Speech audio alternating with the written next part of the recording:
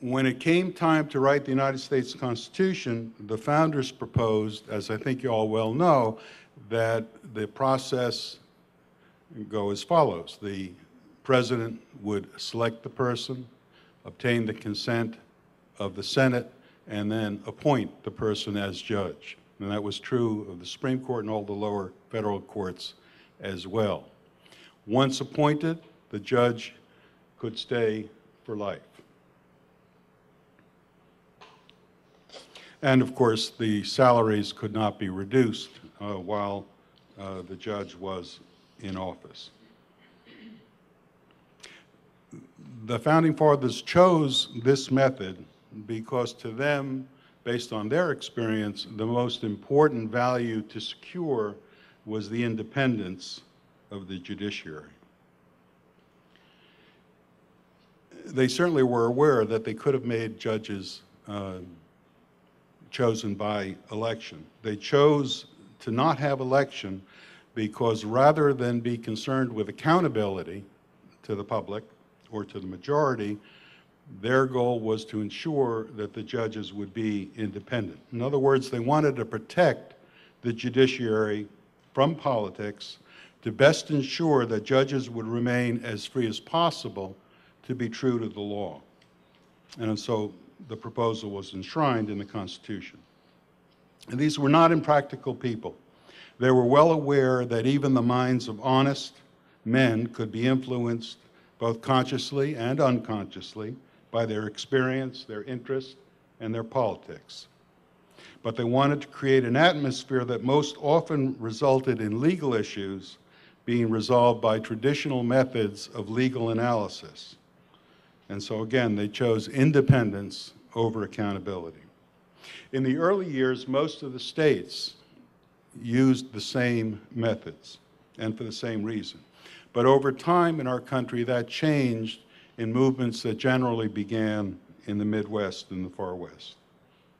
By the way, New Jersey is one of, I think it's 6 states that literally follows the federal model. Our judges are selected by the governor, appointed with the consent of the Senate.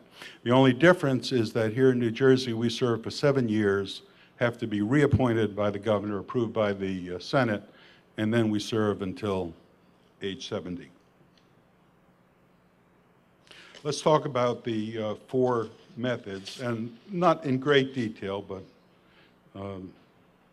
briefly. The appointive system, the governor, it's usually the governor who chooses the candidate, although I think there are 1 or 2 states still where the legislature is actually the body that chooses the individual to be judge.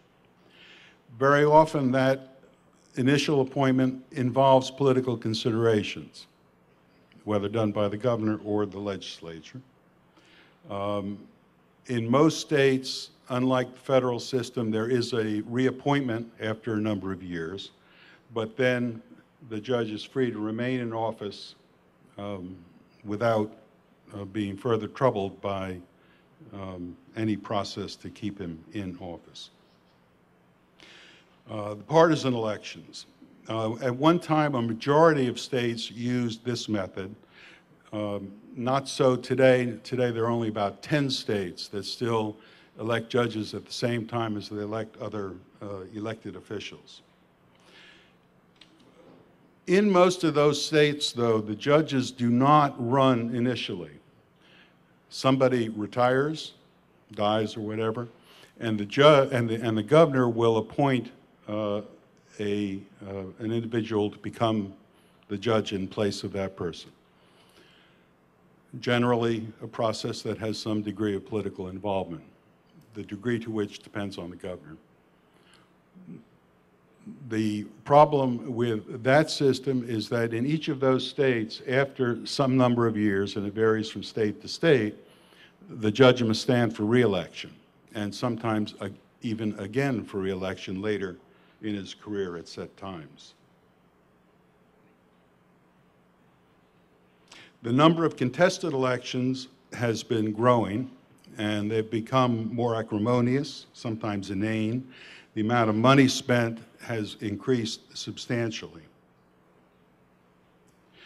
polling shows that most people, not in the United States, but in the states where the polling has been done, believe that judges who have to run for office, whether initially or for retention, and who have to go to people to raise money in order to do that, are unduly influenced by the people who give them the money.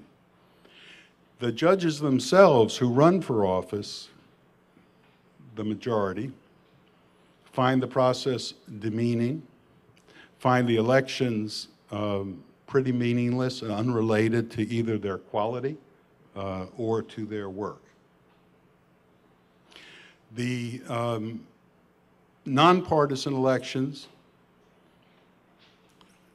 are a process that was gone to depoliticize the selection of judges. And it works to a degree, but the problem with that system is that very few people vote in the elections. It's somewhat similar to Board of Education elections in this state. And again, even though they may not have been selected politically initially, they have to go to people to raise money to be retained or to run in the first instance, and again are subject to the problems that creates. The merit plans, the first one was developed in Missouri many years ago, were designed to further depoliticize the process. And generally what occurs there is that a commission is created that's supposed to be diverse and have as its responsibility reviewing applications from people who want to be judges, and then making a suggestion to the governor of a list of people, the governor then being limited to selecting from that list. Whether the commission system works well or not depends an awful lot on the membership of people in the commission. But again, in those states, we still require retention elections. So once more, the judges become subject to the political process and aware during their early years that they are going to be subject to that process and have to raise money in order to run for office. Personally, on this subject, I would accept the judgment of the Founding Fathers. I think they rightly understood that the key to a healthy judiciary is its independence and not its accountability. There are a couple of problems with emphasizing accountability. First, elections don't really ensure it,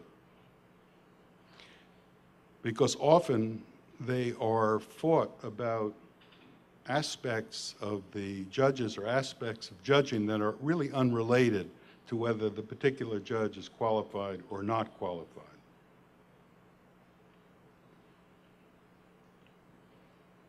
Another problem with accountability is that judges aren't supposed to decide what the majority of the people want. Rather, their job is to figure out what the law dictates.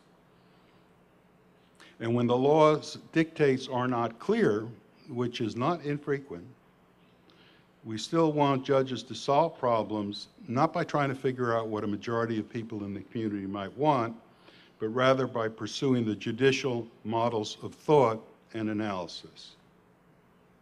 Justice Sandra Day O'Connor,